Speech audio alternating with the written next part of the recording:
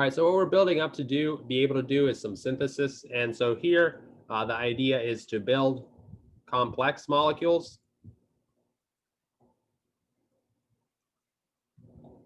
from simpler ones or simple ones. And so let's think about some of the different reactions that we have that we've learned that we can use as tools to make what we want. So if we think about starting off with just a regular old alkane, right, we've learned how to do brominations. And so we can form halo alkanes with that.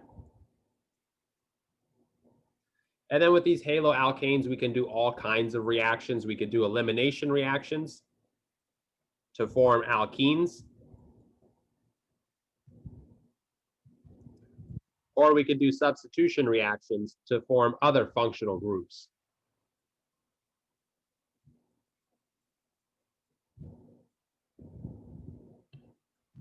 Such as thiols, right? Sulfur-containing compounds, alcohols, ethers, esters, and cyano groups as well. And so you can see how we can go from an alkane to all kinds of different things. And then, of course, we also took a look at alcohols, and we saw that we can also go back from alcohols to haloalkanes using SOCl2/pyridine or PBr3, or if it's a tertiary, HX also work. And then we've also seen that we can take alcohols into alkenes through this dehydration process, right, by adding sulfuric acid, H2SO4.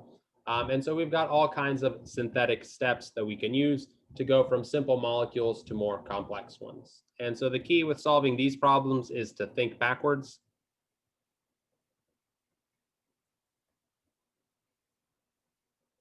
And so this is called retrosynthetic analysis.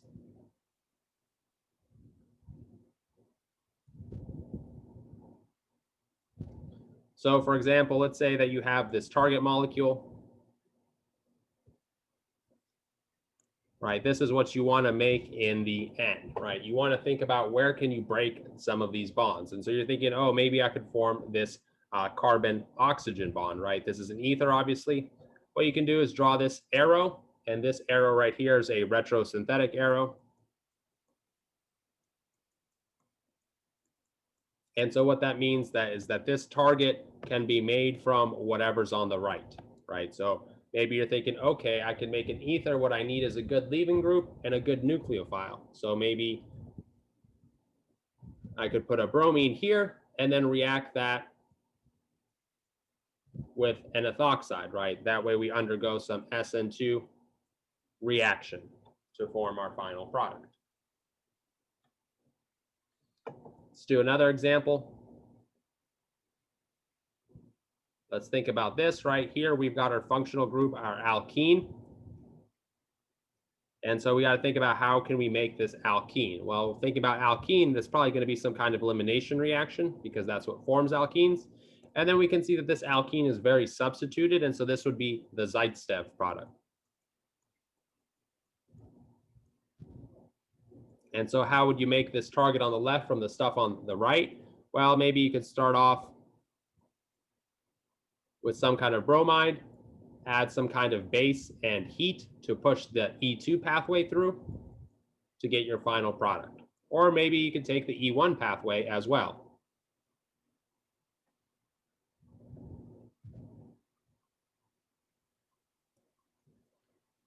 Right, both of these would result in the more substituted alkene, right? You want to make sure you don't use a bulky base because you want the more substituted alkene to form. What if you wanted the less substituted alkene to form? All right, here again, we see an alkene. We see that it's less substituted. And so we're thinking maybe the Hoffman product. And so we could use the same substrate as before, but now we use a bulky base instead to push an E2 pathway through. So that would be a good idea. Some other stuff that might not be as good of an idea is moving the bromide down here, right? Because if we think about what products are these two going to give us, they're going to give us a mixture of two different alkenes, right? You're going to form this side product as well as the product that you want. So this one's not as good as the top one. And then if you're thinking about the E1 pathway, that's not going to work very well because the E1 pathway will always give you the more substituted alkene, right? So none of these are really as good as this top one.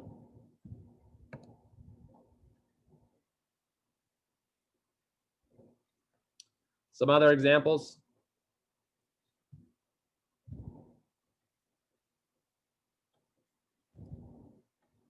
Let's take a look at this compound. We see that we have stereochemistry here. If we want to install any kind of stereochemistry, we're thinking about an SN2 pathway, right? If we try to do the SN1 pathway, we'll just racemize everything. And so maybe we could start off with this bromide, add some methoxide, right? That'll for an SN2 reaction if we have some polar aprotic solvent, right, to make this more nucleophilic. Of course, these don't all have to be one reaction pathways. We can have multiple reactions occur to form our final product. So for example, if we wanted to get from this alkane into this alkene, how would we do so, right? We have no way of going straight from alkane to alkene. So what else could we do? Well, one thing we could do is think about brominating it, right? This bromine will go on the most substituted position. So we'll put our Br2 here. And then if we think about if we want to go from the bromine to the alkene, we can use some kind of base. We don't want to use a bulky base, right? Because that would then prefer the less substituted one, whereas we want the more substituted alkene. So we can just use some sodium hydroxide. And if we think about this, this will be an E2 only because we've got a tertiary substrate, right? So SN2 cannot occur. Something like just adding some water and some heat, while it would work, you'll get substitution and some elimination products, right? So even though you're minimizing the amount of substitution by adding heat, you'll still get some. So the E2 pathway is overall a bit better, but honestly, either is acceptable.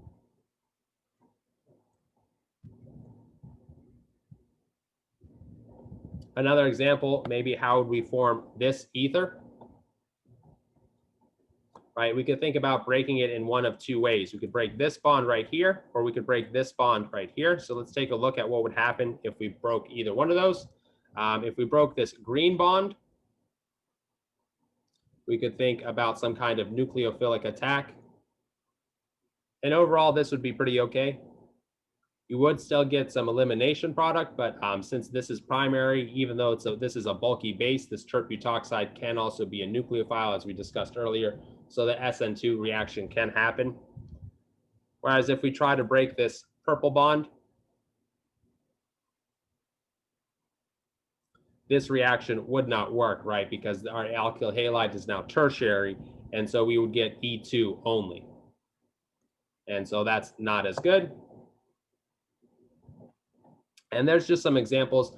These problems are pretty difficult. You won't see very many of these problems. I'm just giving you a preview of what you'll expect later on in the class. And later on in the class, we'll have a lot more tools than just this, which is good because you can do more things, but it also makes things more complicated. So you want to just start thinking about these synthetic pathways that we can use.